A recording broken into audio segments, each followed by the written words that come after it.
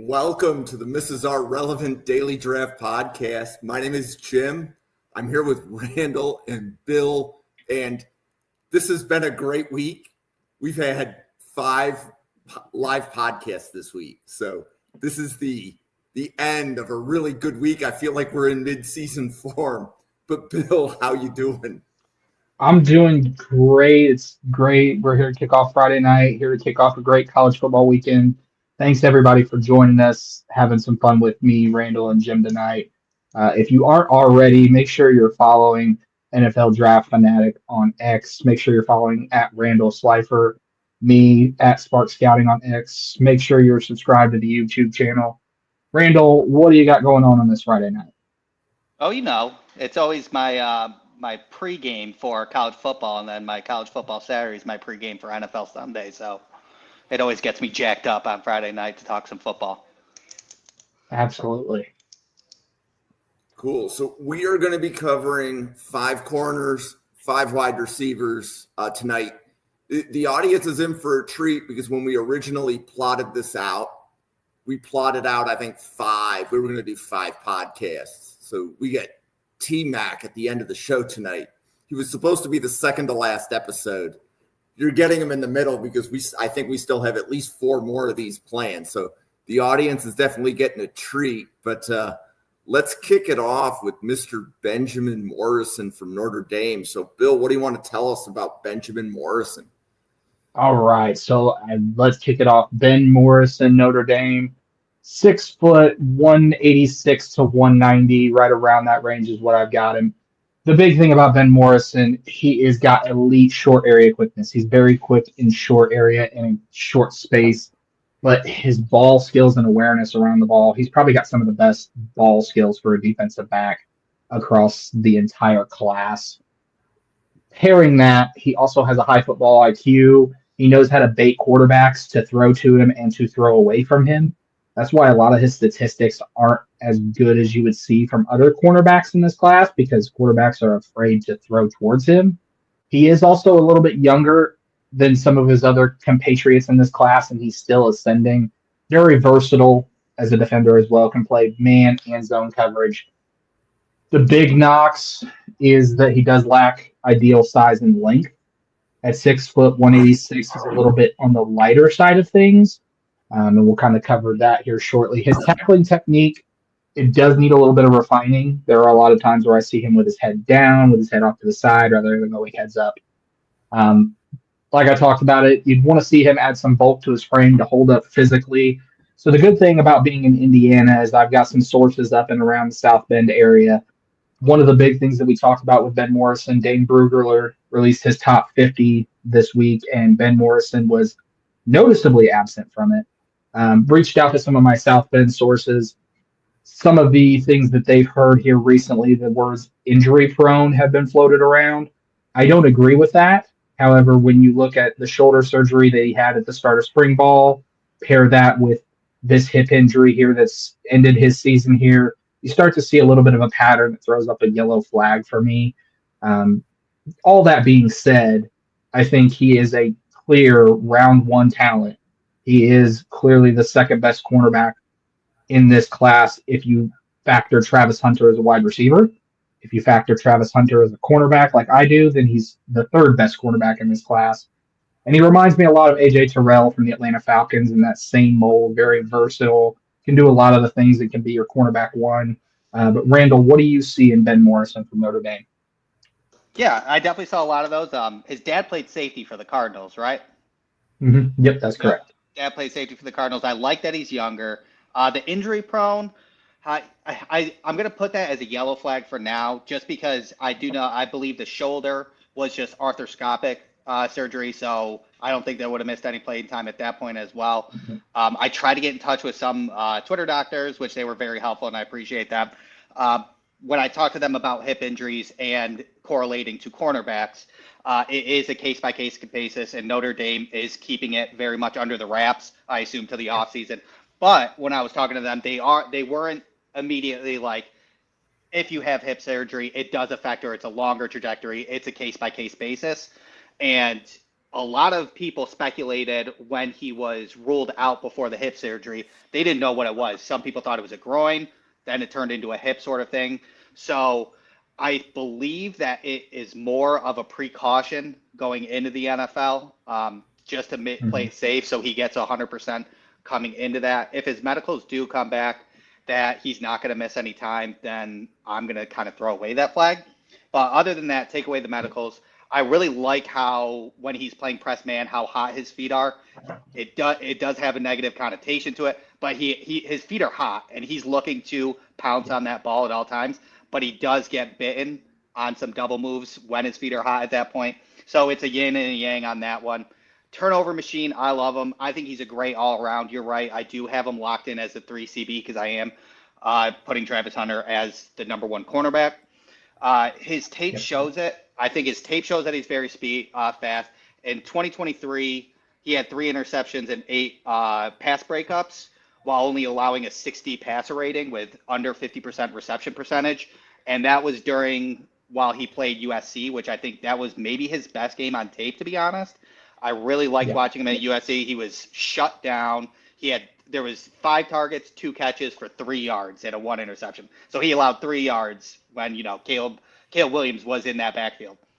His interception at USC during the USC game was super impressive. It came off script as usual, at USC, but he stayed with his wide receiver, and while he mirrored his wide receiver, you could see him eyeing Caleb the whole entire time. Moved off it, got in front of another wide receiver and took it away. I thought that was very NFL veteran of him and against a top-tier quarterback.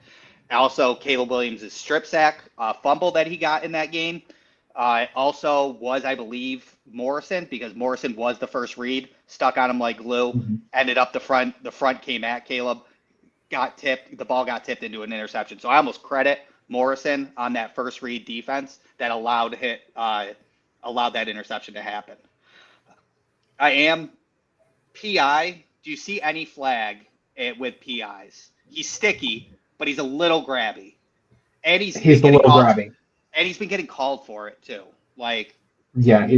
He's a little grabby, and part of that is his hand placement technique, especially in press, which is something that can very easily be coached out of him at the next level. It's just a matter of getting into a cornerback room that can help develop him. But yeah, I see that too. Let me ask you this, Randall. If the NFL draft were tomorrow and Ben Morrison's 100% healthy, where do you think his perfect landing spot is? Let's see. I think he would fit very well. I kind of like him in Dallas with a new regime in line. I like him in Denver. Probably my top 2 off the top of my head right now. How about you? So I did a first-round mock with him earlier this week over on X, and I think I had him at my highest point was actually to the New York Jets, playing across from Sauce Gardner. I think that's probably his best fit in that Jet defense as a cornerback 2, cornerback 1. Another location I could see him if they're not picking at number 1 is Jacksonville. They're more than likely going to be picking at 1, probably looking at a Travis Hunter or even a Will Johnson. Another place, a 2.5-hour drive south to Indianapolis, giving Indy that number 1 corner that they've been lacking. They can stop throwing day 3 flags at the position. For sure. So, do you see? So I wouldn't see a team that has a let's say if you're a new GM, I don't see that new GM taking him in the top 15. You have to be a GM like Indianapolis. I think Ballard's been there a little bit. Right. Ballard may have the latitude to take a risk, whereas at Jacksonville, for example, if that's a new GM, you don't grab him until round 2 because you don't want your first pick that you make to be somebody that you don't know if he's going to see the field. Like going back to the medicals, you have to know that he's going to be ready for training camp. If he's not ready for training camp, I don't think you can take him unless you're like the Kansas City picking at the back of the first round or the Buffalo Bills at the back of the first round, because those GMs have stability. To me, like if I were to look at like who do you take a risk on if you're a GM, I think newer GMs or teams picking in the top 15 would just steer away. Like it would be PR suicide to take him. It's nothing to do with the talent and everything to do with you start do your the draft medicals record. check out. Yeah. Exactly. I do like Indy. Your first stamp. Yeah. I like Indy. I like Kansas City.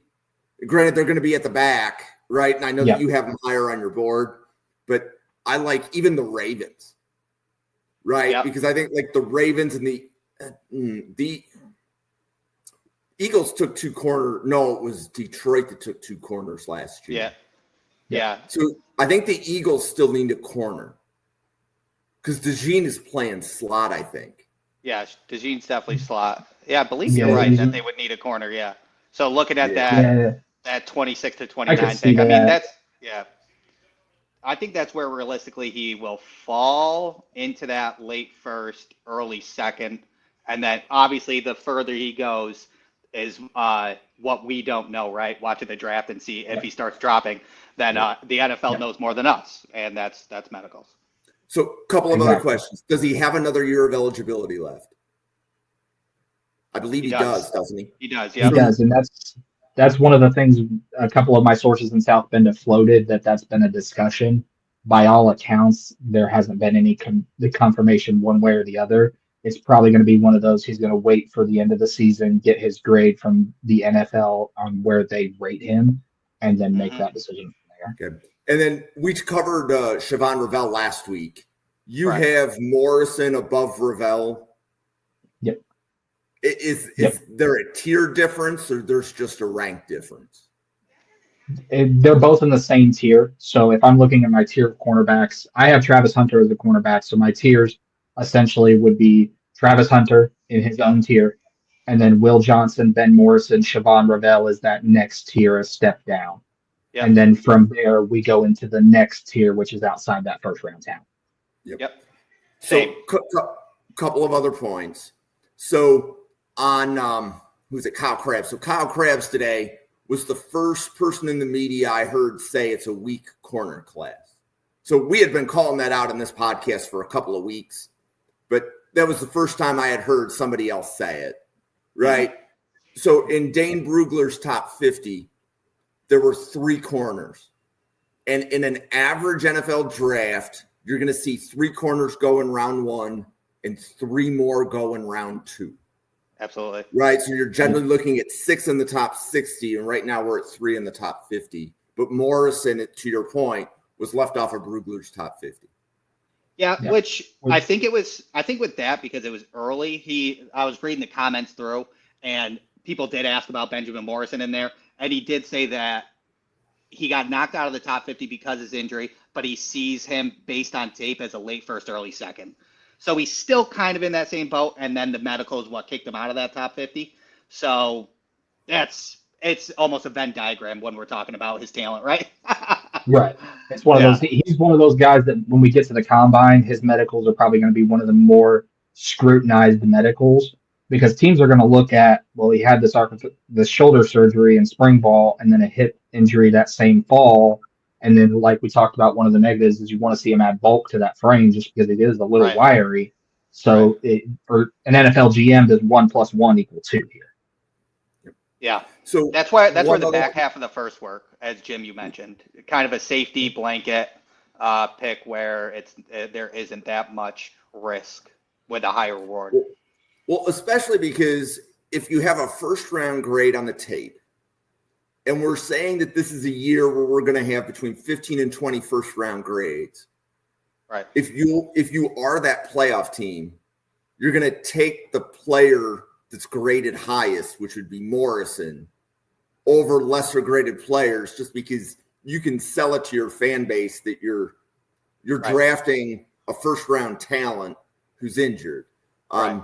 I do have one other question on the medicals. Would a hip injury, can he recover in time for the combine? Will he be able to run? I didn't get a timeline from the Twitter doctors that I was asking, but I believe so based on when it happened. Yeah. Okay. Yeah. Did the Twitter doctor have a blue check mark? Were they verified? Yeah.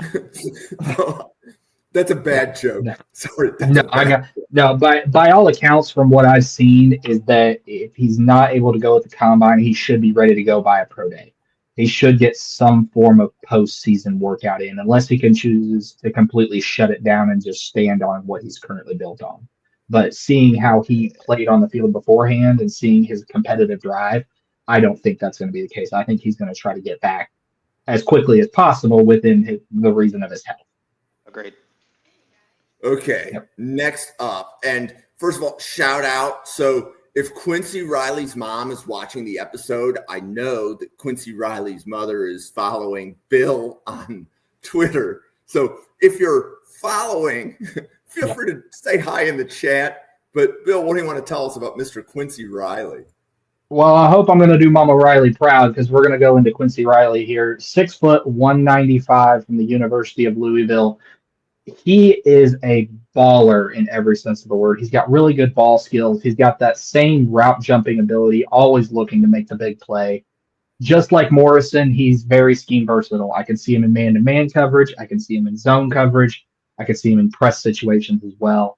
He's also very competitive at the catch point. Even though he's 6 foot, 195, you might think smaller guys might shy away from that. He does not. He wants to get in there and mix it up and get dirty. He's also very durable. So every season you see him increase his production, you see him increase his snap counts, you see him start to build on it. He also has special teams value going back to his high school days when he was a returner in his high school team. So that's going to be another added form of value. The big negatives that I see is that he is a little over aggressive in coverage. We talked about it with Ben Morrison getting a little grabby. I do see that with Quincy's tape as well.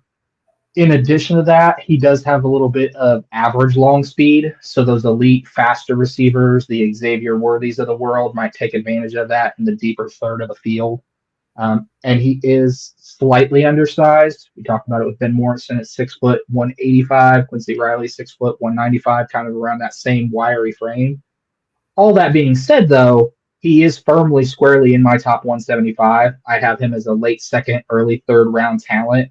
And he reminds me a lot of the Dog Pound's favorite, Greg Newsome II from the Cleveland Browns, a guy that I can stick outside. I can stick him in the slot. I can put him all over the field. If I need to, I can even put him back in the deep third of the field, and just willing to do a lot of the different things that you'd want to see from a corner. But Randall, what do you see from the tape on Quincy? Yeah, absolutely. Agree with all that. I did had all it because he played football, basketball, and he was in track in high school. And you can tell that he actually uses all those sports, integrating it into football, as well as his kick returner, punt returner, which I do love.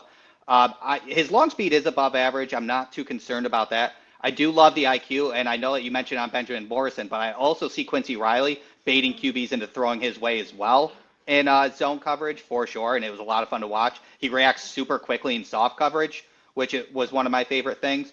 But I do think with that, that biting that you have as that yellow flag is a little bit of a concern, because I see him a lot wanting to support the flat. So if he's in soft coverage, he'll take two back, but then he'll almost guess sometimes that he wants to help support the flat, and then he'll lose his double move on his wide receiver, and that guy will be behind him. He is a workhorse, which is insane when you look at his numbers. In 2023, he had 831 snaps, which is the highest that I've seen so far since going through cornerbacks. 774 were at the corner and 26 were in the box. He was able to get like 1 or 2 pressures per year, and he's good at setting the edge and making stops. He had 40 tackles for 11 stops. He barely lets anybody get yards after catch, which I love. And he had 10 pass breakups in 2023. And now he's on track to basically get about 9 or 10 pass breakups this year as well. He's a tackling machine. His coverage is still good. He has 23 receptions on 43 targets, but only 50 of that was yards after catch. Honestly, I think he works better in the slot more than he does outside. I think his work ethic, IQ, and anticipation make him in a good position in the slot to hit hard, try and make turnovers, and help with the run support. I'm drafting him, honestly, for those 3 reasons alone, because I think that what he has and how his headspace is NFL caliber. He's in my top 125, but I'm getting more near 100. So maybe 105 to 115 is where I have him. Where do you have him in yours? So he's right around between probably the 75 marker. 75 markers, with a little higher on the part. Little higher on him than most, that for 75 to 100 marker. Yeah. But I think, and this is a personal thing, I think his matchup tomorrow versus Stanford, another one of my guys, Elikayo Manor, who we will cover. I think that matchup, I'm going to be watching that. So if you're looking for a good one-on-one matchup for tomorrow's college football slate, Louisville and Stanford's a great way to go. But yeah, I'm a little higher. He's in my 75 to 100 range, and I surely hope that he gets a Senior Bowl invite or a Shrine Bowl invite, just so we can see him in those one-on-ones where I think he's just going to shine like a star. So, Agreed. Bill, do you agree with he's a cornerback that tackles? Like, is that a good way to label him? I would agree with that. I think he's a cornerback who tackles well. There is some refinement that is still needed. Part of it is his lighter frame, trying to figure out how to use that light frame to be able to take players down. But yeah, he's a cornerback who tackles. The one thing, and Randall talked about it, 10 pass deflections last year, on pace for 9 or 10 this year. I'd like to see him convert more of those to interceptions. But ultimately, as long as it doesn't end up in the wide receiver's hands, that's the big key for my corners. So the reason I wanted to point that out, like Randall, that's a gem instead of a scouting report, because there are NFL teams that will only draft corners that tackle. Right? Like that's a requirement. If you're going to be a corner for Sean McDermott, you have to tackle. They don't want like a coverage guy like Sauce Gardner. Right. They want a corner which can tackle. So even if that means you tier down, right? We're not going to talk about Sauce Gardner and Quincy Riley in the same tier. But it's more important for some defenses to have corners which tackle. And like I'm listening to Randall, I'm like, well, he dropped a round 4. Buffalo doesn't have a 3rd rounder. Yeah. Well, he dropped a round 4. So not yet, right? Yeah. Okay, so next up, James Burgess from Alabama State. All right, James Burgess, the small school special, the kinds of players that we're going to cover here on the Mrs. Are Relevant podcast on the NFL Draft Fanatics that you probably won't hear covered on ESPN or CBS Sports. 6'3", listed at 186, but I've seen between 186 and 196, so right in that same thing.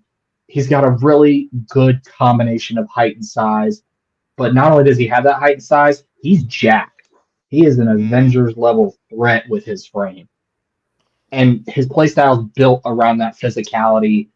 He's really best suited for deep zone coverage, but he's also very effective in man coverage as well. One of the biggest things that stands out to me on the little Alabama State tape that I was able to find is he is a willing tackler. He is wanting to put his hat on someone and hammer that ball home. He is willing to get after somebody to tackle him.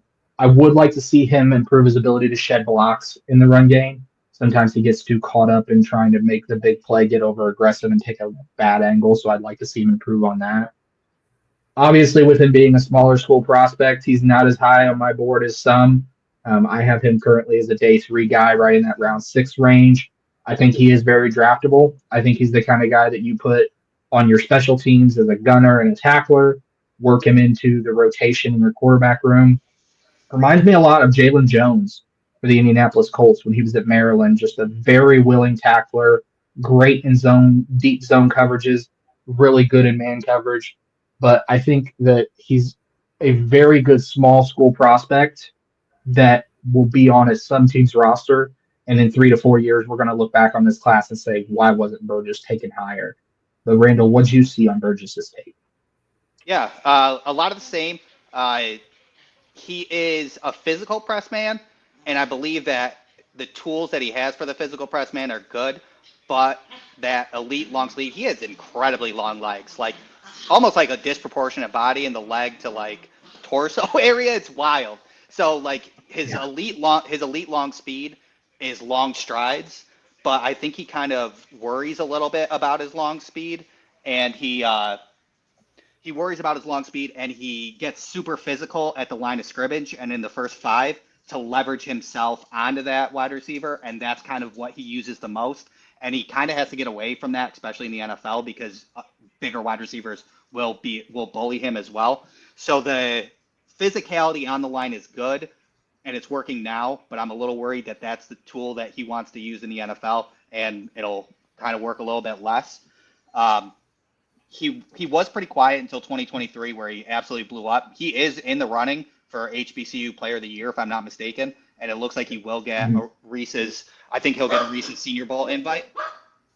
But so that'll be really good to watch. I ended up watching the Alabama A&M game because I was interested, because they put him at a strong safety in that. So I was curious because me and you saw the same thing, where he wanted to tackle, he wanted to be aggressive and physical. So they put him at strong safety, and it did not go great against Alabama A&M. So I'm curious to see if that was maybe his call, like he wants to try something out along the lines of being more aggressive in that defense, or if they just put him out there based on matchups. I watched the Alcorn State game. The Alcorn State game goes great. He had a great interception that he mirrored on a long speed, and that's kind of where my flag got taken a little bit lower on his elite long speed, because he tracked that down and it was an easy grab for him. And so that was good, and the Alcorn State game overall was good. I do see him as a day 3 pick as well. I think he could be, because maybe the small school people pass on him, but I don't think they should. I wonder if he does start on the practice squad to figure it out, and then maybe gets elevated and used in situationals. Like he is a prime time red zone man coverage. Like you want him in red zone defense for sure, with his physicality at the line and stuff like that. So I wouldn't be surprised if he just gets elevated, and then in situational special teams, red zone defense, and a couple others like setting edges and stuff like that, he can be used. And then year 2 or year 3 is when he starts developing and becoming into an NFL starter, if he can take that track. Yep, absolutely, 100% agree. Jermari Harris. Next on the docket. Let's go. Jermari Harris from Iowa. It seems like every year we have multiple Iowa cornerbacks. So I don't know what's in the cornfield out there in Iowa, but if you're a cornerback and you're looking for a school to go to, Iowa's not a bad pick. DBs. So 6'2", DBU. So 6'2", 175. I've seen him right around 175 to 185, kind of in those ranges. For Jermari Harris, he has very quick twitch ability. He's able to turn and run and flip his hips very well, carry vertical routes down the field. He does have a ball hawk mentality and production that shows that. So he's very consistently finding the ball in the air. You see a lot of times he doesn't have to turn and look for it. He knows right where it is. He also has a blue-collar work ethic. He's one of those guys, I call him my lunch pail guys. Throw on the hard hat, clock in, do his 8 to 5. He's not afraid to mix it up in the nitty-gritty, especially in run coverage. The big things that I'd like to see from him, his back pedal when transitioning, while the hips are able to turn and run, it's very disjointed. It's very clunky when he turns out of that back pedal, almost like he has to think about it, and it's not instinctual. He also can get grabby downfield, which leads to a lot of defensive pass interference calls, like we've talked about earlier in the show. It can be coached out of the next level, but it's something that if I'm a defensive coordinator and Harris is coming into my locker room, that's the first thing that I'm going to spot on tape. If I'm an offensive coordinator, that means I'm going right for him because I know I can get those calls. In addition to that, I'd like to see him be able to process a little bit better in zone coverage. Sometimes it takes a few seconds for him to read the eyes of the wide receiver and the quarterback. All that being said, though, he is firmly in my top 175. I have a mid to late third round grade on Harris. Reminds me a lot of Melifuanu for the Detroit Lions, that cornerback, safety, nickel back type of mold. I think that's where Harris's role at the next level is going to be, is in that nickel situation where he's that slot cornerback lining up against running backs, tight ends, the occasional boundary play. I wouldn't put him on the boundary full time in his rookie year. He just doesn't have the back pedal for that. But Randall, what do you see on Mr. Harris? Yeah, I'm very high in Harris. I like his work ethic and everything along those lines. He did one thing that I do love about him is in 2022 he had a leg injury that he missed the whole year, and then in 2023 he had 731 snaps. So it's like he didn't even he worked hard for that recovery. I watched a couple things on him, and I really do like his mindset and what he's about. He did get suspended.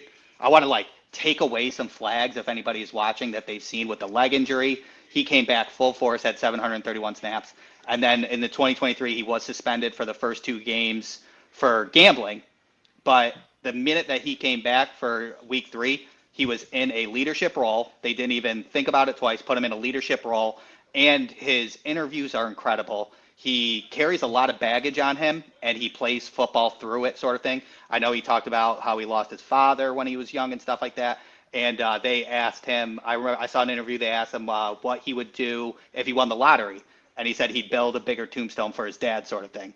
And I think that's an insane answer. I love that so much. Yeah. So just character alone is a high tick for me, especially getting into the NFL. Having that character really puts you in good spots.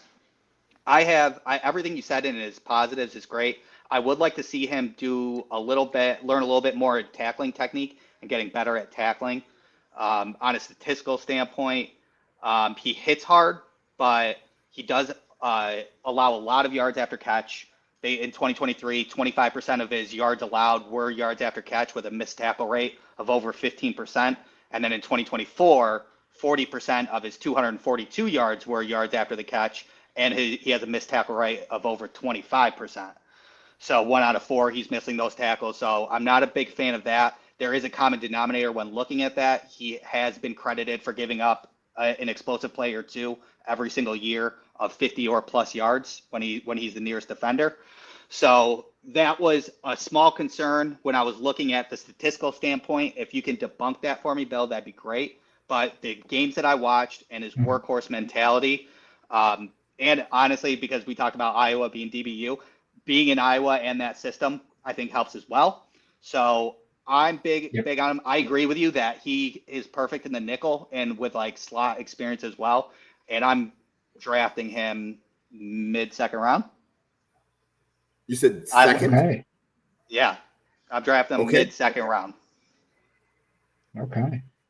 A little high for me, I'll admit. I completely agree that he's got the talent to be a mid-second round guy, but I see him more as a nickel slot corner. And I don't know if you necessarily want to spend a top 50, top 60 pick on a guy that has questions on the boundary. But if we're throwing that out the window, positional value be darned, and we're just talking about a pure guy. We always hear about it. Football is not just about X's and O's. It's about the Jimmies and Joes. I would love to have a guy like Jermari Harris in a locker room. And if we're talking just a player, yeah, I would agree with you that it should be a mid-second round talent. Absolutely. Okay. All right. Oh, I love making this slide. I just want everybody to know. So you can tell I did that with the position. I'm glad I got some chuckles out of that. So this is one of my guys because he can play a number of positions within your defensive backfield, and Bill is going to tell us all about it. So Jahdae Barron. Yep, absolutely. So Jahdae Barron from Texas, 5'11", 200 pounds. The big thing about Jahdae Barron is he, like Jim said, he's very versatile. He can play cornerback, defensive back, safety, slot corner, nickel corner. If I wanted him to, I could probably use him as a sub-package linebacker. I could put him down in the box to get people to tackle. He is that type of guy.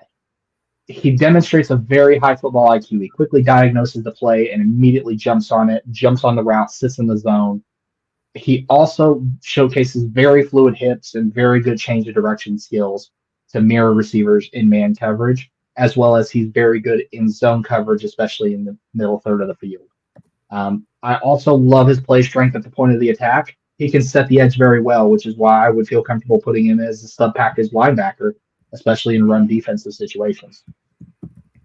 The big things, the big negatives is I do see his tackling form is occasionally very poor. There's a lot of arm tackles. There's not a whole lot of wrapping up, which is something that can be fixed at the next level. Absolutely.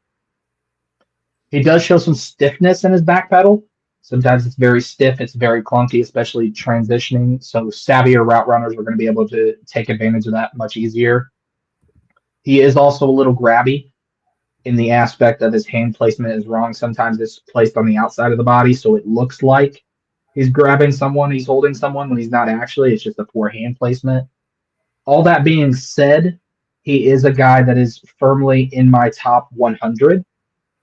I said it earlier during the episode with tight ends and safeties where I talked with Josh, and we talked about Jahdae Barron just a glance. I think he's a better safety than he is a boundary corner at the next level. If I was drafting him, it would be solely as a safety guy, and he would be firmly in that top 60 if I was doing that, so right in that second round. As a corner, he's a little bit lower for me because of those issues with his back pedal. It's a little stiffer, and some savvier route runners can expose him, but I think his absolute floor in that aspect would be the top of the third round. Reminds me a lot of Jesse Bates III. Cincinnati, now moved to Atlanta. That guy who can do it all, Swiss Army knife in a defensive backfield. That if you need a cover corner, he's got you. You need a man corner, he's got you. You need a guy who's a sub-package linebacker, he's got you. If you want to put him on special teams, he'll go out there and he'll tackle somebody. But, Randall, what did you see from Jahdae on the tape? Yeah, I agree with that as well. And mentioning about the tackling, like just kind of poor hand usage as well. He also overplays those angles sometimes, and he completely will go right in the backfield past them. Sort of thing, kind of like how an offensive tackle pushes somebody on the outside, their edge on the outside just to open up the pocket more, sort of thing. He gets a little fooled on that, but that's kind of my biggest knock on him.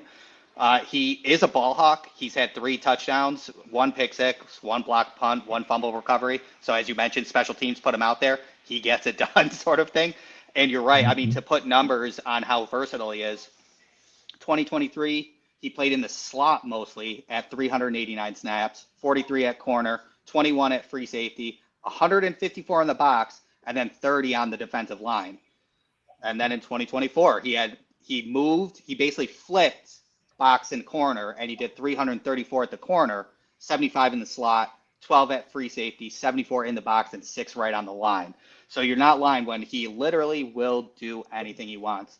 And the best thing about, going to look at tape again is you get to watch that Georgia-Texas game that was, the bottle throwing incident, stuff like that. And that's always a fun watch. Because to be honest, this time that I watched it, I watched the whole game because I was watching Dalen Everett again. It was Dalen Everett versus friggin' Jahdae Barron that we're talking about. Yeah. Because they were both played so well. Dalen Everett had that crazy slam for the fumble, had an interception as well, and then Barron came with 2 interceptions and just playing sticky D and all over the place as well.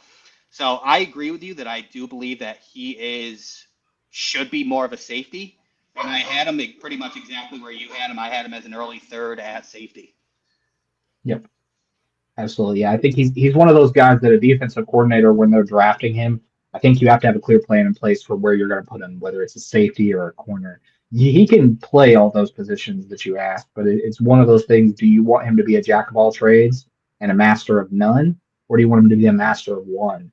If I were a GM, I would say I would go to my head coach and my defensive locker room and say, hey, if we draft this guy, what's the plan? And they should immediately say he's a safety. They say he's a corner. It's not that he won't succeed. It's just going to be the ceiling's going to be a little bit lower, and it's going to be a little bit harder to reach that ceiling, in my opinion. I agree. And just he's clearly, you'll be able to find a spot for him on the 53. You'll probably be able to dress him as one of your 48 on game day. So, and again, Randall and I are Bills fans. So we have Buffalo has Cam Lewis, and Cam Lewis can play every single position that Barron can play, right? It's whichever defensive back goes down, Cam Lewis is the DB off the bench that subs in for them. So there's easily a place to find a spot for him on your 48 for game day because he plays special teams. So even if he doesn't crack the starting lineup, he's adding significant value to the DB room because he would be able to back up multiple spots. So I do think he'll run like a 4.440 too, maybe a 4.42, and that speed will show up with his versatility. Okay, so before we jump into our position switch, I want to say thank you to everybody watching on Twitter and YouTube. So please smash the like button. Please smash the subscribe button on YouTube. Follow at NFL Draft Fanatic, at Randall Slifer, at Spark Scouting. We truly will appreciate it. And we lost Bill there for a minute. But why don't we Randall, can you kick off Dane Key while Bill solves his technical difficulties? All right. Dane Key, Kentucky. His dad was a linebacker at Kentucky, so I suspect that him going to Kentucky was probably that kind of move. He was a 4-star recruit coming out of high school, 6'3", 210, big guy. And at 6'3", 210, I think he's going to run a 4.5, which is impressive. He's got a big frame, long length for contested catches. He's caught 12 contested catches this year at 60% rate. So he is catching those. He's rude while he does it too. He plays more like a basketball player on those 50-50 balls, and he will let that DB know. He overall, he's caught 41 balls on 77 targets, so that's very impressive, 630 yards. My big issue with his production is touchdowns. This year, he's only gotten 2 touchdowns this year, with the previous 2 years going back-to-back 6 touchdowns and 6 touchdowns. He did have a drop issue in 2022 and 2023 with about 6 to 8 drops a year, but he's gotten it down to 1 drop this year. Watching tape, it looks like he was using more of his body on catches than now he's using his hands. He's got large hands for it, so I'm glad somebody coached him into using his soft hands versus using his body on it. Again, deep shots are really good. Finding spots in the zone coverage, for those big X receivers, always got to find that zone coverage for soft spots. He can find those. The one thing he does need to work on with zone coverage is working on his releases off the line of scrimmage. Really, all he does is use a quick, just like this, and tries to get around him. Because he's 210, 6'3", and he thinks he can do that, the NFL is going to be a little bit harder. So I would like to see him work on separate release packages off the line of scrimmage. I do like his ego and his mentality. Those contested catches, that's at 60% rate because he thinks he can catch him 100% of the time. His celebrations are surprisingly not flagged, but I saw 3 instances just on his touchdowns, 2 in 2023 and 1 in 2024, where he did the step over, where he stepped over the DB after he caught the ball. And then one was very surprising that I didn't think I saw a flag on, was he, instead of head tapping on that 50-50 ball when he mossed somebody, you tap your own helmet, he tapped the DB's helmet. And I kind of chuckled on that. I thought that was very rude. But that ego and that confidence is exactly what you need in the NFL, especially for those jump balls. The most efficient The most efficient he is in that intermediate, but I'm not sure that he favors it. He likes to be used on the left side, and I think he favors those deep shots. Hey, got you, buddy. He does favor those deep shots and inside posts on those deep shots, but the intermediate he's most efficient on. His route tree is pretty limited, but he is 6'3", 210, so he can refine that and use his traits and his athleticism in the NFL as it goes on. Probably, which I talked to you about this earlier in the week, and I was curious to get your side on it, Jim, as well. I watched a lot of tape on Dane to see if it was true and if it would cause a problem, but he's only really carrying the ball in his left hand. And when I noticed when they lined him up as a wide receiver, crossing routes were typically on the right side because he uses his left hand, and then go routes were on the left side. And when I saw crossers on the left side, he still had the ball in his left hand while running to the boundary, which is, close to the receiver as you're running, which in NFL, all linebackers are going to salivate at that peanut punch right there. So I know it's probably easy to coach out of him, but it probably isn't the easiest immediately because it's just second nature. Sticking that right in your left hand without realizing that you're showing the ball to that linebacker as you're crossing the middle of the field. So Randall, I want to say that's digging deep into the scouting report. If you're finding the tendencies of crossers from the right and the go patterns from the left, you're diving deep into the analytics. But Bill, what can you tell us about some of that? Right, absolutely. So Randall and I, apologies for the delay, by the way. University of Texas fans and we don't get along. They must have sabotaged my stream when they heard me talking bad about Jahdae Barron, but I'm back now. But Randall and I talked about that with Dane Key and that left hand, and it goes back to his days when he was in high school. He played baseball, and he was actually a left-handed hitter, so I think he's predominantly a left-handed guy. So I don't think it's something necessarily that he knows is an issue. It's just that's his natural fit. Like Randall said, it's one of those things that it flashes on tape. You see him almost consciously make the effort to put the ball in his left hand, almost like he's comfortable with that. And if we see that, defensive coordinators are going to watch that tape and they're going to see that too. I think that's something that has to be immediately addressed at the next level from Dane Key and from the team that drafts him. Randall, I don't know if you had said it already, but where do you have Dane Key in this class? I have him at the start of the 4th round. And also just to quickly jump in on the left hand, he only has 1 fumble each year in college. So he does protect the ball well. So his ball security is good, but it's still a problem in the NFL. But I have him at the start of the round 4. How about you, Bill? Yeah, no, I'm right there with you. I have him at the start of round 4 as well. And I think that was one of the things, even though he has that left-hand trait, it's not something that is concerning and an issue. It doesn't pop on tape, cause fumbles. It's just something, it's a tendency. And in the NFL, especially from matchups perspective, you're always looking for those tendencies. But he's squarely at the top of round 4 for me. He reminds me a lot of Eric Decker from the Denver Broncos. That same style, big body receiver, a guy who can make the plays that you need him to play. He's got a very good release package in the offensive line. He's a jump ball style guy. He can box defenders out very well, and I love that. So, but yeah, I think he's squarely at the top of round 4 for me. So a couple questions for you guys. So this Dane Key is the second Kentucky receiver we've covered, right? Because I think we did Barry and Brown. He may have even been like the first episode that we did. Yep. So who do you like better, Key or Brown? Like who's higher on your board and why out of the 2 Kentucky receivers? Barry and Brown for me. I like Barry and Brown's field stretching capabilities and his speed attached to his outside capabilities. So he is kind of like Barry Brown's almost like a Z with his speed and quickness, but can also stretch the field long. So I would take Barry and Brown personally. How about you, Bill? No, I agree. Barry and Brown's higher on my board than Dane Key is, and it's just because of that speed and field stretching ability that Randall alluded to.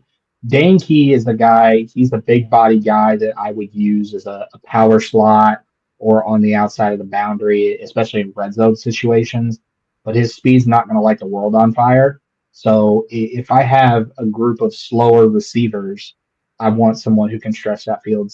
For Cleveland, for example, I have a guy like Cedric Tillman, who's already that big body guy. I have a guy like Jerry Jeudy, who is fast but not quick. So I'm going to want that field stretching in Barry and Brown rather than another big body guy in Dane Key. But I think they're both firmly in the top 175. I think they'll both hear their names called on draft day. I don't see any reason why they wouldn't. But yeah, Barry and Brown's just a little higher for me than Dane Key is. You think Brown goes on day 2? I think it's a possibility with his style. Yeah. Yep. Okay. Yeah. All right. Okay. Next on the docket, Brennen Presley from Oklahoma State. So 5'7", 173. I've seen 5'8", 175. The big things about Brennen Presley is he is a very good route runner, with excellent understanding of spacing and timing. He is the type of guy that has the ability to be able to sit down in his zone coverage and make the catch, be able to run across a route right in between the linebacker and the safety. He's very versatile, contributes effectively on offense, special teams, very good as a wide receiver. He's very highly productive. I did a article on him earlier today and I shared it on X. So if you're not following me on X, feel free to go take a follow, read that article. But just from his days in high school, this was his senior stats. I'm not a stat guy, Randall's that guy, but I like to throw him out. 98 catches for 1,500 yards and 24 touchdowns, 18 rushes for 129 yards and a touchdown, 26 tackles, 7 interceptions, all in one season. Mm-hmm. That is a guy you throw anywhere. And I mean, he's seen, his 2023 tape, he had over 100 catches. So he is a guy, he's very productive. He is very good at gaining yards after the catch. He is a yards after the catch guru, probably the best in this class. The big knock on him is the frame. It's 5'7", 5'8", 170 pounds. Some teams are going to have serious doubts about his ability to play anything more than the slot at the next level and completely take him off the board altogether. He also struggles with press coverage because of that smaller frame, so it could be a concern. For me, he's in my top 175, right around that late 4th, early 5th round grade. And I compared him to Dexter McCluster from the Kansas City Chiefs, how he was that wide receiver, running back, kick returner. He was that athlete role that you could just put anywhere on the field and watch him make a play. But Randall, what'd you see on Brennen? Yeah, I mean, I saw a lot of the same. I mean, in his college career, he's got almost 1,500 yards in kick return and punt return, just in his college, just off kick return and punt return. So that's crazy.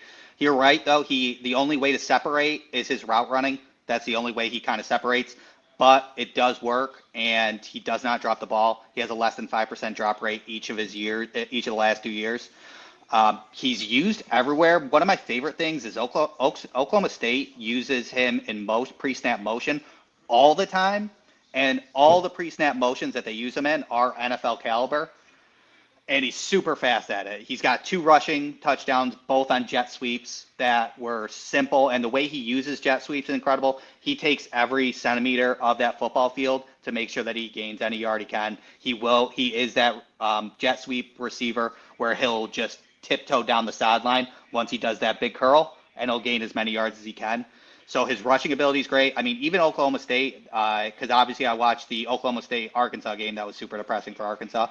But they actually were we're up 21-7. Yeah. Remember, we were up 21-7, and then we could have gone 3-0 there. But Oklahoma State believes in his route running and his speed so well, is they actually gave him a reverse jet sweep where he's coming around a jet sweep, got the ball, and then came back the other way sort of thing, thinking that he could do it. It didn't work, but that's Oklahoma State being like, I think you can pull this off. And that's impressive to have that kind of mindset for him. His size is the number one issue. He gets taken out off the field in 12 personnel, if it's a standard 12 personnel running sort of thing. Your comp was really good. I comped him to Isaiah McKenzie because he is that gadget guy. Yeah, I know. Yeah. He's that little gadget guy. Yeah. He's that little gadget guy. But then you could see, like in the what game was it? Not the BYU. There was a big game that I watched where he ended up having a drop, but then in the 4th quarter, he ended up having a bunch of intermediate catches that was uncharacteristic on tape, but he's still efficient in that intermediate route running as long as you give him the ball. And just like Isaiah McKenzie during like that New England game where he went 12 for 124 sort of thing, and they started using him in that intermediate, he was still catching those balls. You just don't throw him that often because he's 5'8", 175, Yep. Yeah. So Isaiah McKenzie could have had a great NFL career if he played New England every week. Right. That was like his career games were always against the Patriots. So I have a question on Presley. So compare and contrast what you would see from tape on Xavier Worthy. I'm going to throw out Tank Dell, and then I'm going to throw out a name from the past. And I don't know if you guys are old enough to remember this name, but Roscoe Parrish. Yes. Roscoe Parrish for me. Okay. And why out of all those guys did you pick Parrish? Well, so I was kind of going through the list and trying to figure because I was thinking Xavier Worthy. Xavier Worthy was more still a field stretcher and still use like curls on intermediates, while Brennen Presley's more or less pre-snap motion, using pre-snap motion, going parallel to the line of scrimmage and then taking off sort of thing. So I see that more. I see more, actually a little bit more Tyreek Hill than Xavier Worthy sort of thing, even though obviously he doesn't have the talent of Tyreek Hill. Bill, how about you? How about you, Bill? Yeah, so I would take it would either be Tank Dell or Brennen Presley for me. And I think Tank Dell's kind of more like a mini bowling ball. Even though he's listed at 165, 170, he plays with a bulkier frame than that. So it's more muscular, whereas Brennan's a little bit thinner. But Tank Dell's one of those guys, same kind of concept in breaking the outbreaking routes. He gets open very quickly. Same thing for Brennen Presley. The one question that I have for Randall, where do you think Brennan's best fit is in the NFL? I mean, obviously not. We're not going to say Miami. So we can put him in Miami. Yeah, right. Miami would definitely work. I would like to see him, to be honest. I think somebody like Baker Mayfield would use him very well, especially with aging wide receivers. Then you have Jalen McMillan as a field stretcher. And I think Brennen Presley in Tampa Bay can actually push the defense up to allow the boundaries to flow better. And Baker Mayfield, I think, would be really appreciative of somebody like that instead of just dumping completely off all the time to Rachaad White. Yeah.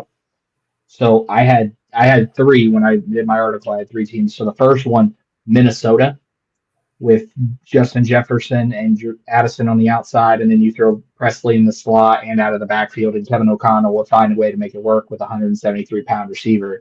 Another one is Cincinnati.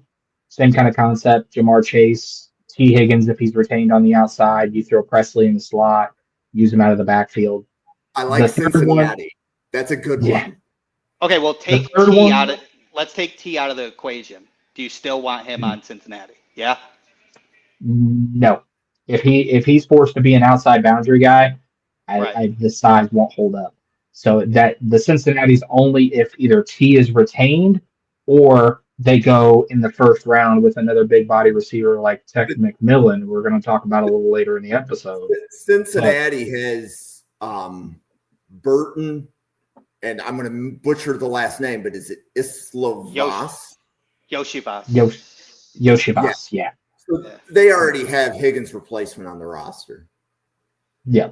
Yoshivas had his opportunity this year. He didn't perform as well as I thought he would with T. Higgins injured and not really prepared for it. So I wasn't as impressed with Yoshivas throughout the year when he really had like a firm opportunity to grab it, to be like, Cincinnati, forget about T. He had that opportunity to be like, don't worry about him. I got it sort of thing.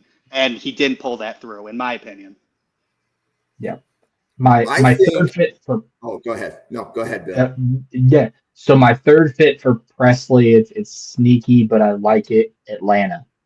So Atlanta's got Bijan. Throw Presley in the backfield. You have Pitts at tight end. You have Mooney that you can use as an outside guy opposite of London. Throw Presley in the slot, and now Kirk Cousins has a wealth of weapons that he can throw to. So, but Jim, what will you say? So as I think of a player like this, I immediately think to the offensive coordinator.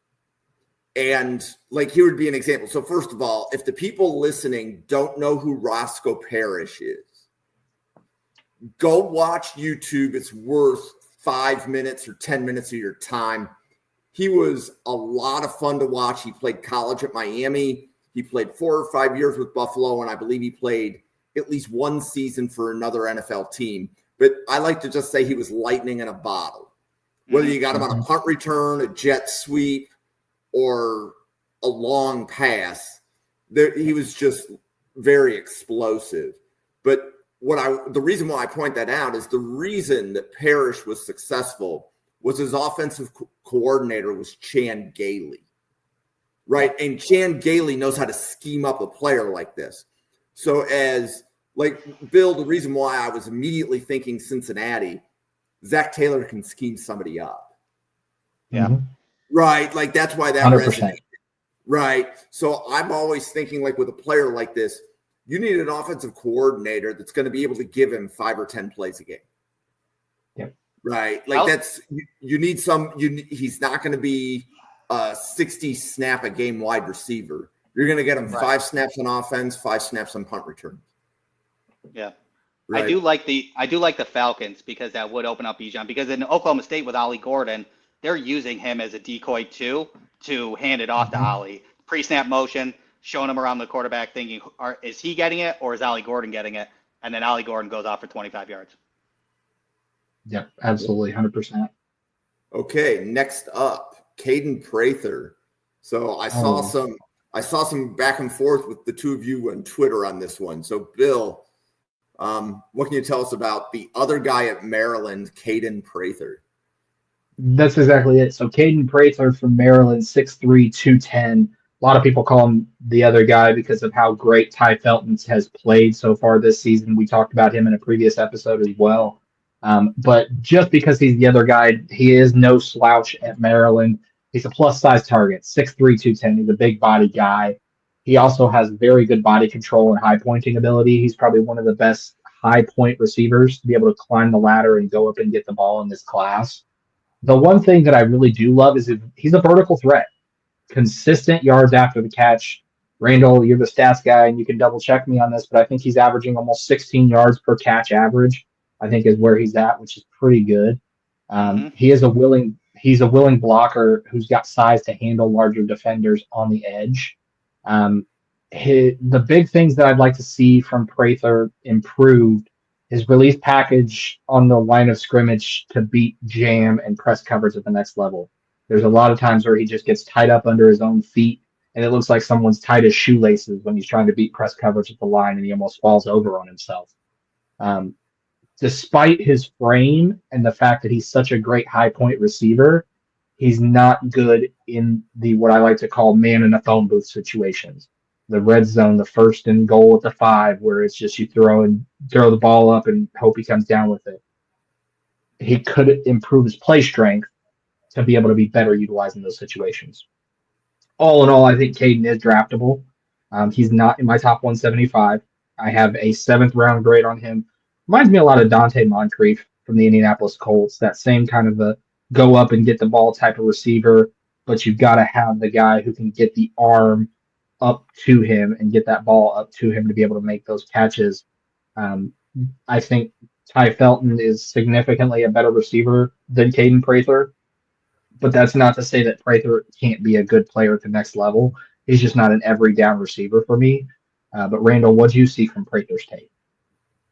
Yeah, I definitely saw that as well.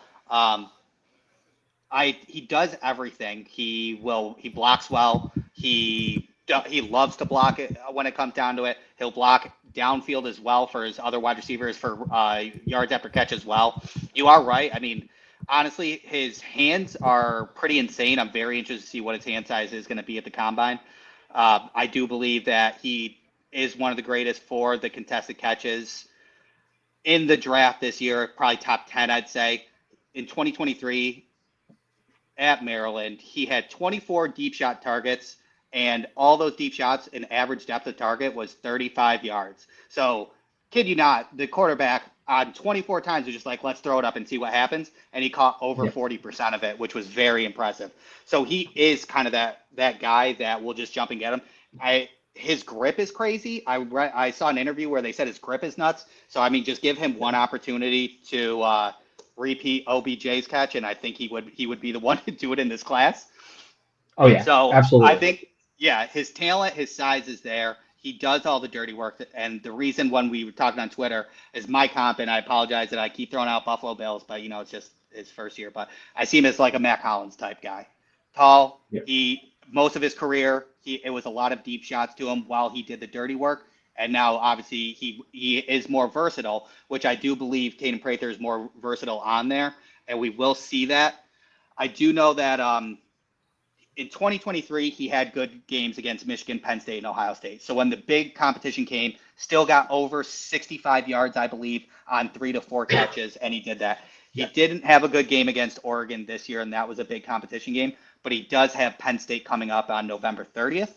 And I really am excited to see Kaden Prather and Ty Felton up against Penn State. And I think his stock, along with his East-West Shrine Bowl, because I believe he's already invited there, can increase his stock. I do have him as a 6th-rounder, but I do believe he can keep moving up based on the end of the rest of the year. So, Randall, I love the Twitter clip you posted of him. But in all fairness, when you posted that Twitter clip, I was like, I want to know more about the Maryland quarterback, but that's for quarterbacks week, and I don't think he's a senior. But I was impressed with the Maryland quarterback on the clip that you posted to Twitter. Oh my God, I was cracking up. Yeah, because that was a top 10 moment for that announcer, let me tell you. He was jacked up. Yeah, absolutely. Okay, so now we're winding up for the big finish. So the warm-up act is Moose Muhammad from Texas A&M. Bill, take it. Right. Yeah, so Moose Muhammad III from Texas A&M. It is the son of the Carolina Panthers great, 6'1", 205. The big things that I see that Moose does very well, he's got very good straight line speed. He runs a 4.48, 4.47 40-yard dash, so he's going to be quick, especially in straight line situations. He's got a very good burst off the line of scrimmage, which allows him to get early separation. I do love that he's a very natural hands catcher. He plucks the ball out of the air very well. He plucks it away very well. And he's also got a toughness that he's willing to go over the middle for. So he's willing to absorb contact. And when he absorbs that contact, he does hold on to the ball. The big thing, though, is his route running. It lacks refinement. He lacks a route tree. There's a lot of routes that I see him run, especially slants, posts, and crossers, where it just seems like he's just kind of running all over the field, almost in a zigzag line. And it's going to need a lot of refinement and precision. And he also telegraphs where he's going to go when he runs those off. So when he goes to break off on a curl route, I noticed that you can see his hips almost start to turn before he's already broken it. Corners at the next level are going to see that telegraph and immediately jump on it, and quarterbacks are going to go away from him. In addition to that, I've also seen some inconsistent effort and technique with him as a run blocker, which is very disappointing because of how great a run blocker his father was, especially in Carolina. So it's very disappointing to see that inconsistent effort. There's a lot of varying grades that I've seen. Some people don't even have him on their board at all. Some have him at UDFA. I have him as a late 5th, early 6th rounder, right outside the top 175, a day 3 guy. Obviously, the easy comparison to make is to his father's tape. You see a lot of the same things that his dad did in Carolina on his tape as well. The one big thing, and Randall, I'll turn it over to you to ask it. Do you think he benefits from going back to school for another year? No, I don't. And for that reason, in that is he seems to, so tell me if I'm wrong here, Bill, on my timeline is 2022, Aina Smith got hurt, and then that's when his production started going off the track, right? After that injury, he got like 7 or more targets every single time and went 100-yard games 4 times in 2022. He was efficient everywhere, and he had pretty good contested catches with only 2 drops in 2022. And then comes into 2023 and 2024, he lost out competition. Obviously, in 2023, he lost out to Evan Stewart and Aina Smith, which is fine. But then 2024 came in, and he got beat out by Barber and Thomas again. So he was behind in that depth chart as well. So in the past 2 years, he's been fighting to get that wide receiver 3 for Texas A&M, and I'm a little nervous about that. I kind of did a deep dive into some Reddit stuff during 2023 because a lot of Texas A&M fans were concerned why he is not automatically a wide receiver 2 there. A lot of people in the middle talked about his work ethic and understanding the playbook. They said he lines up incorrectly when he doesn't know the playbook and kind of just off-script riffs it sort of thing. Yep. And a little bit of it is attitude. You know, I was watching the McNeese game for him, and it was, I believe it was 35-0 or 28-0. And don't get me wrong, the McNeese defender ripped his mouthpiece out. But then I'm surprised he didn't get ejected because it was a full punch right to the helmet. And I know it's like, okay, he ripped out his mouthpiece and, you know, things get hot. But you shouldn't get hot when you're up 28 or 35-0 and the half's about to end. You know you're going to win. they're mad, they're being petty, you can't petty back sort of thing. So overall, I'm concerned about him winning jobs in the college and him being able to do it in the NFL. For Moose Muhammad, I think he is the lowest floor that we've talked about with a decent ceiling. And I wouldn't want the Buffalo Bills to take a risk on him, in my personal opinion. And he does play just like it. My comp was for his dad, too. What do you think, Bill? Yeah. No, I 100% agree. And it's so frustrating, too, because you see 2023, that game against Abilene Christian, where he had 4 catches for 105 yards. You see that's the ceiling that he is. He's a great guy that'll get those high catches, those good yards after the catch. But you also see a player on tape, almost like he's kind of lackadaisical about it. Not to say lackadaisical about it, but you see there's no competitive drive, and that's concerning.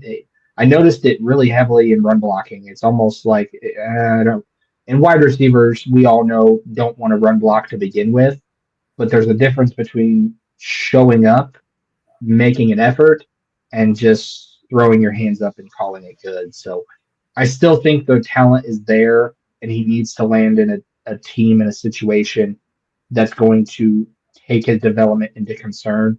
If I put him on a team like his dad, like Carolina, if I threw him into that Carolina locker room, he's going to be out of the league within 3 to 4 years. In his case, I'd want to see him end up somewhere like the LA Rams, for example, who know how to develop receivers like Kupp and Nakua, have those elder veterans that can take him under his wing and show him the right way to do things. But I agree with you. I think it's concerning. I think he probably would benefit from another year in school, possibly moving away from Texas A&M. Just a change of scenery probably would do him good. If he comes out, like I said, the grades are all over the place. I'm probably one of the higher folks on him in that early 6th round. But there's a lot of folks that I've seen that don't even have him as a priority free agent that have him straight out as undrafted. I could see a path where if he stayed in school next year and he went to a school where they're like, our depth chart is this, you are cemented at wide receiver 2 sort of thing, to where his snap count will be high enough where his production will speak for itself, then I'm in. But I'm just concerned about him winning the job, to be honest with you, because he hasn't done it the past 2 years. Yeah, but if he can't win the job, he shouldn't go to the NFL. Like, he wouldn't even make it through training camp. I agree, but we were kind of at like a, I don't know. I don't want to use the word nepotism, but he could get drafted for the ceiling of his dad sort of thing. Looking and seeing what his dad has done, how talented he is, and his spurts of talent could be like, all right, let's reach for the ceiling on this guy sort of thing. Okay, so that's a heck of a take. I'm gonna one up you one. So where did Brennen Rice get drafted last year? It was like 5 or 6, right? Did he go to Denver? Yeah. No, it was the Chargers. He ended up in LA. Okay. Yeah, maybe I think it was some Brown. If your dad's Jerry Rice and you get drafted in round 5. Right. And then your father's Moose Muhammad. That round is going to be like 7. Like, I'm just saying. Yeah. Like, right, that would right, be right. That's my take on your take. Yeah, that's fair. No, that's fair, and that's why I've seen folks say that he won't even get drafted at all, because even though his dad is a premier talent, it doesn't seem like it's translated well to him. And it's not. Is it fair that we compare him to his father? No, but is it fair that we compare Shedeur and Shiloh Sanders to prime? Right. It's not. But so a couple of things in Moose Muhammad's defense. Texas A&M's quarterback situation this year is less than ideal because they've switched quarterbacks, right? Yeah.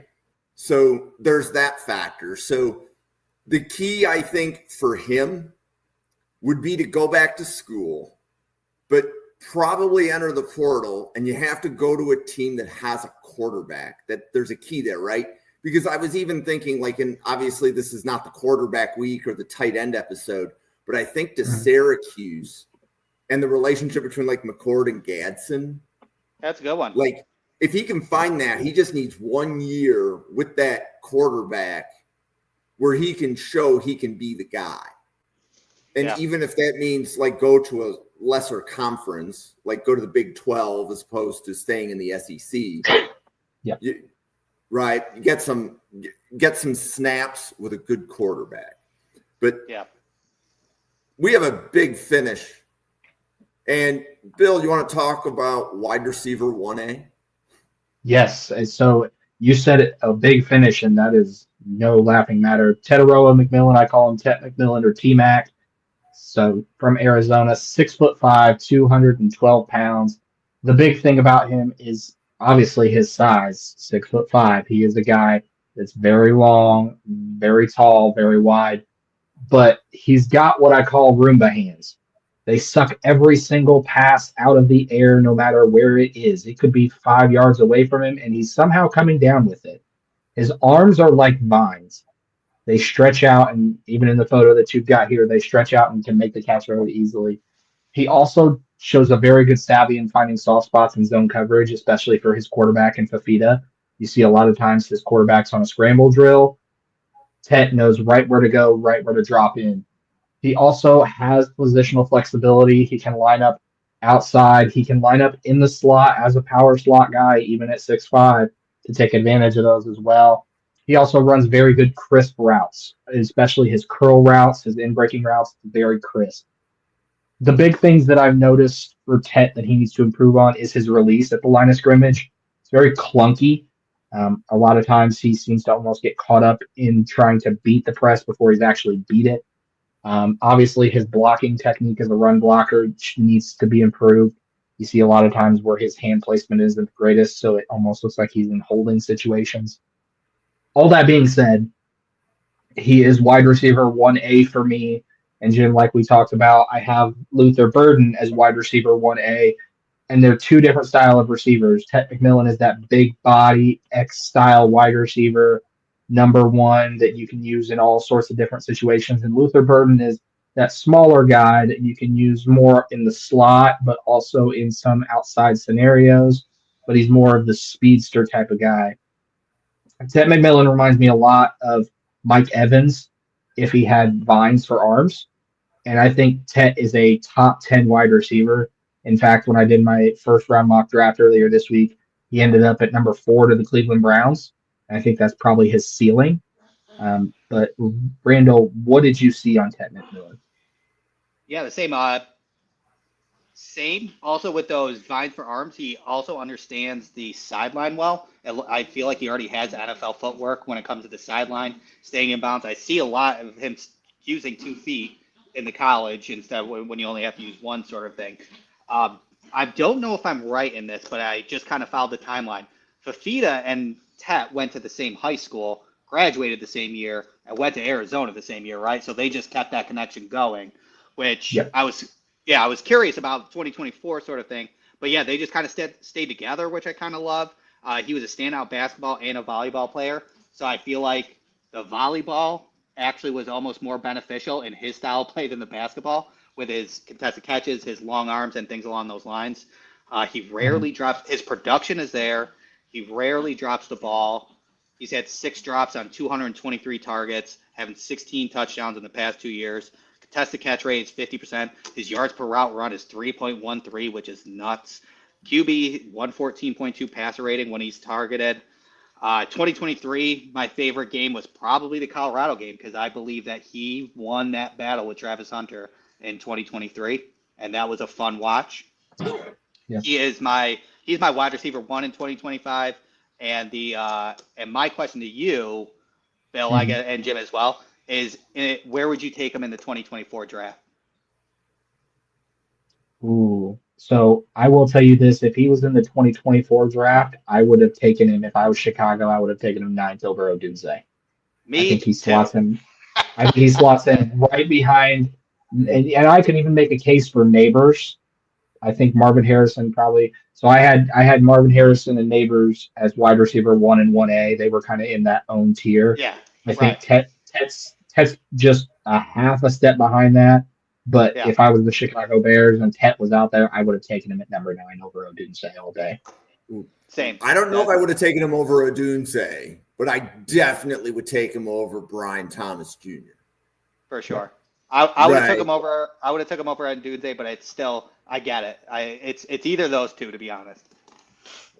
So, like, the concept going through my head, like, as I'm looking at who is projected to be the teams picking in the top 10, is how many teams would pick a wide receiver first overall 2024 and 2025?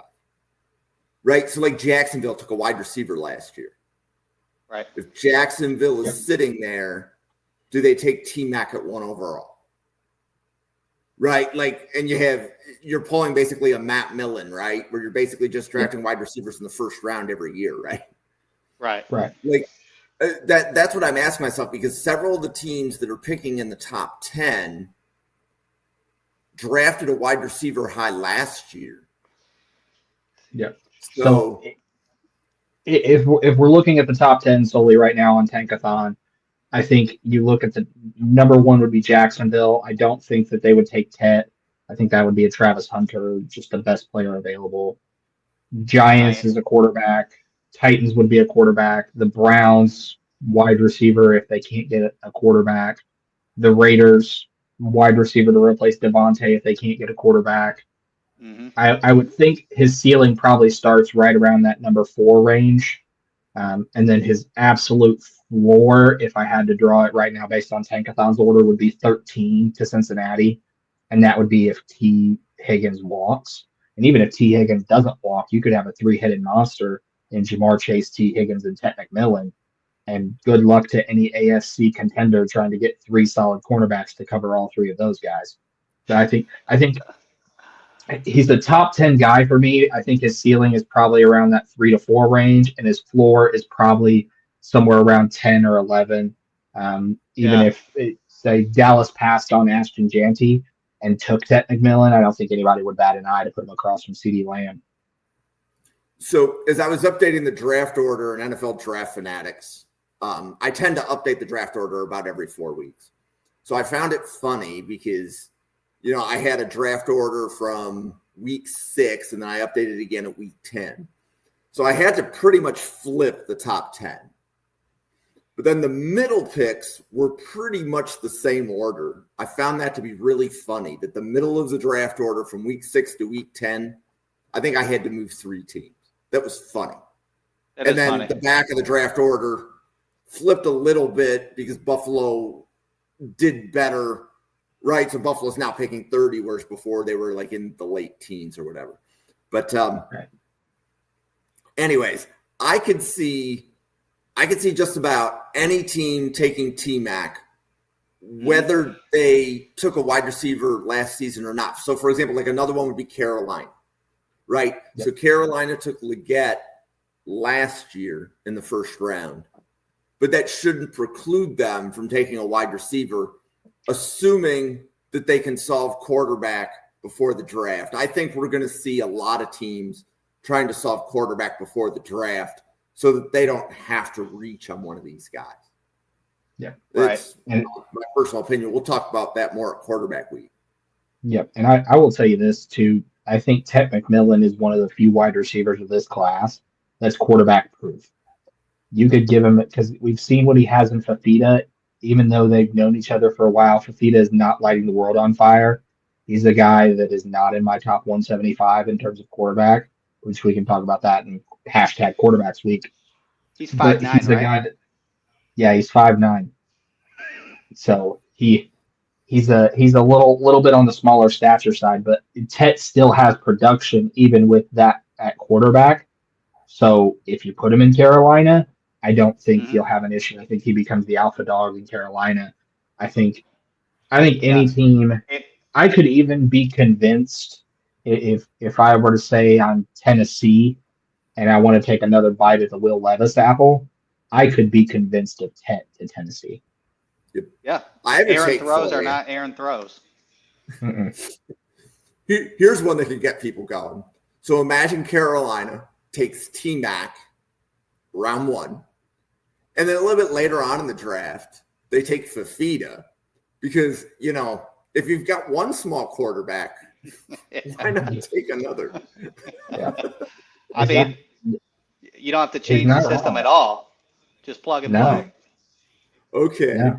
So we are digressing. We have covered 10 players here in 84 minutes. We appreciate everybody that is watching online. So we have draft content every day. So Monday, running backs and linebackers with Jake and Josh. Tuesday, you're going to be introduced to Brock and doing tight ends and safeties. We are recording that tomorrow. And then Wednesday, we have 2 episodes coming your way. One of them is Just Edge with David and Devin. Another one is Edge and Offensive Tackle. That'll be live at night.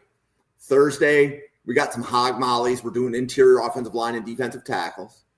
Friday, we're back. This group right here is back. We're going to be doing more wide receivers and more corners. And we're not even halfway done, right, with this class. So I believe this was episode 4, and I think we're going to be doing 9 wide receiver and corner episodes. So we will get you the list of the players that we're covering. If there's somebody that you want us to cover, we are more than happy to, at minimum, consider your request. We don't want to be like diving deep down into the UDFA category, but if you have anybody that you think is a top 175 player, we would be happy to spend a little bit of time and do a scouting report on the player.